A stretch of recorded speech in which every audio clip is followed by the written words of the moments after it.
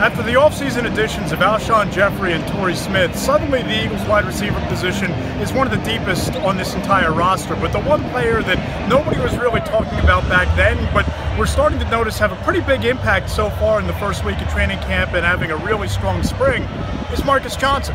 Johnson, this would be his second year with the team. He was off the team for a period of time last year after the Eagles cut him, but he has familiarity with the system. But most importantly for him, he's caught just about everything thrown his way, whether it's been from Nick Foles, Matt McCoy, Dane Evans, or in the last couple of days from Carson Wentz. And it's starting to look like Marcus Johnson might have a legitimate shot at being the Eagles' sixth wide receiver come cut-down day in the regular season.